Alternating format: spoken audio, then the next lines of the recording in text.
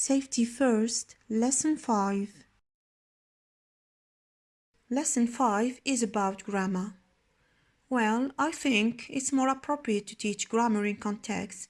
It makes it more meaningful and set to appropriate situations.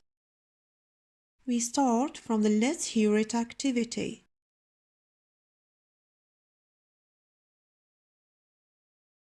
So tell me, what types of verbs are these? They're modal verbs. These modal verbs are auxiliary verbs just like be and have because they work together with the main verb to provide a meaning. Let's see the use of may and might in context. So GMFs might have harmful effects on human health and the environment just as they might not. Well, they may or may not disappear. As you can see, they're followed by main verbs. In our context, what do they express? May and might have different meanings or functions depends on the situation. They can be used to ask permission, express possibility, or make requests and suggestions. In our context, may and might express possibility, which means how certain or sure you are of something to happen.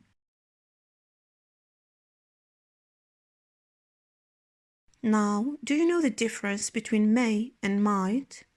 Might is certainly the past form of may, but do they express possibility in the same way? Well, yes, but there is a slight difference between the two. Might suggests that the action is less likely to happen than may, so the difference is in degree. This is what we call the degrees of certainty. They vary from weak to strong certainty, and in our case we're talking about future situations. As we said, the degrees of certainty vary from uncertain to certain, and there is a term given to each degree. So when you're uncertain that something will happen, this is called remote possibility, which means a weak possibility. When you're half sure, it's called possibility. But when you're almost sure of something, this is termed probability. And obviously, when you're certain that something will happen, it's called certainty or categorical certainty. However, if you're certain that something won't happen, then it's called impossibility. We can show how certain we are about the future by using modal verbs, adverbs, and other expressions. Do you know some of them? So, let's get back to our interview and find out some. So the eating of organic food will certainly keep increasing as long as people are worried about food safety. Well, they may or may not disappear. I suppose that those who are against the farming of GMFs will probably win the debate. So GMFs might have harmful effects on human health and the environment just as they might not. So I suppose the debate could continue for some time yet. The journalist and market researcher have used the modal verbs may not, might not, and could, and the adverbs certainly and probably. Okay, let's find out what notion or degree does each of these sentences express. I suggest that you pause the record for a couple minutes, think about it, and then come back to correct together. So, may, can, may not express possibility. Might not, and could express remote possibility. Probably expresses probability, and certainly expresses categorical certainty. Now I'm asking you, do you know other ways to express those notions? This chart includes some of the patterns you may use when speaking or writing to express how certain you are about future events. I've provided you with an example. You're free to use the same sentence of the example or use your own sentences. Here too, I advise you to pause the video, do the activity, and then come back to correct it together. Okay, let's start. When you want to say that you're certain about a future event, you basically use the future. For this, you need the subject, the modal verb will, and stem, which is the infinitive without to.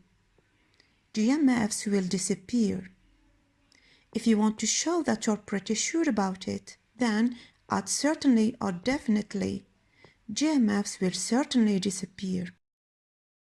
On the other hand, if you want to say that you're certain that something won't happen, that is impossible, then use the negative form.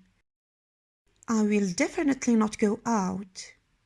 I definitely won't go out.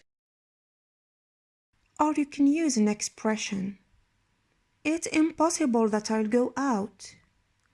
It's important to notice here, when you use impossible which carries a negative meaning, the verb should be positive. I'll go out.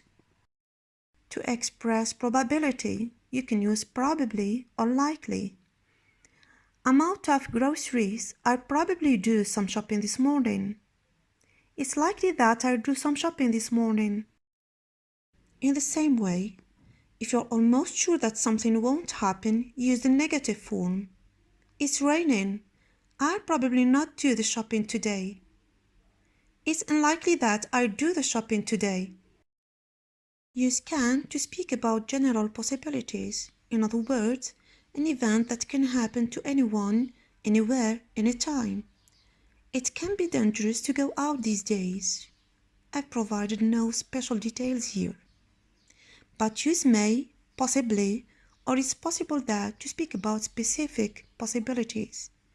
You may catch coronavirus if you go out without taking some precautions. You will possibly catch coronavirus if you go out without taking some precautions. It's possible that you will catch coronavirus if you go out without taking some precautions. Similarly, use a negative statement to say that possibly something won't happen. You may not catch coronavirus if you take some precautions. You possibly won't catch coronavirus if you take some precautions. Don't use can't because it expresses impossibility. That can't be true. To express remote possibility, use might and could, and only use might not for a negative statement.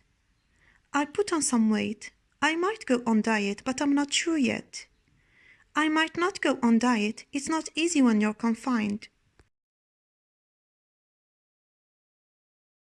Don't forget, after modal verbs like will, can, may, might, could, always use a stem. I mean by stem the infinitive without to, also called base verb or bare infinitive. Okay, so let's summarize now. So, if you're certain about something, use will. If you want to show that you're totally certain, you can add certainly or definitely. There are other expressions like be certain or be sure that, as to say, I'm sure that or he's certain that. Now, if you're almost sure about something, use it's probable or likely that, or probably and likely. Or if you're almost sure that something won't happen, use it's improbable or unlikely that, or probably not and likely not. If you're talking about general possibility, use can. But if it is specific, use may, will possibly, and it's possible that. Use may not and will possibly not for a negative statement. And when you want to express a weak possibility, use might or could, and only might not for the negative statement. Use won't to express impossibility. But if you want to show that you're certain that something won't happen, use certainly not or it's impossible that. Time to practice. Complete sentence B so that it means the same as sentence A. This question is used in the baccalaureate exam. You find here the same activity in your course book on page 109. Let me remind you that this activity is interesting in the sense that these ideas can be used in the writing phase. You've got sentences in column B and you're asked to rewrite them using the degrees or notions in column A, which are remote possibility, possibility, probability, and certainty. This is your assignment for this lesson. I provide you with the keys in the next lesson, inshallah. Keep your social distancing and keep on learning.